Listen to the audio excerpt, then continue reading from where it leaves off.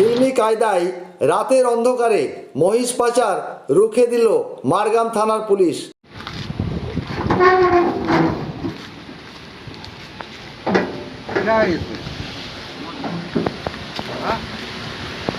कितना है? 10। ऐसे ऐसे कहाँ ले जा रहे हो आप? कहाँ जाएगा ये? গতকাল রাত্রে গোপন সূত্রে খবর পেয়ে 14 নম্বর জাতীয় সড়কের ধারে অবস্থিত বিশ্বাস মার্বেল দোকানের আগে একটি মহিষ ভর্তি পিকআপ ভ্যানকে আটক করল মারগাম থানার পুলিশ। গাড়িটি আসানসোল থেকে জঙ্গিপুরের দিকে যাচ্ছিল।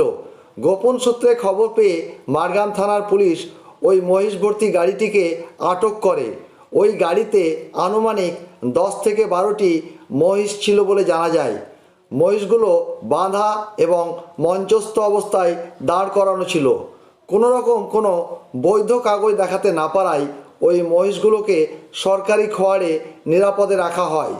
গাড়ির চালক এবং খালাসিকে গ্রেপ্তার করে মারগাম থানার পুলিশ। অভিযুক্তদের মধ্যে একজন মোহাম্মদ নেহাল কুরাশি, পিতা জামাল, রেলপার আসানসোল উত্তর থানার বাসিন্দা, এবং মোহাম্মদ ওয়াসিম, পিতা ঈশান, এদের বিরুদ্ধে প্রিভেনশন অফ অ্যানিমাল ক্রুয়েলিটি অ্যাক্টে মামলা রুজু করে তদন্ত শুরু করেছে মারগাম থানার পুলিশ।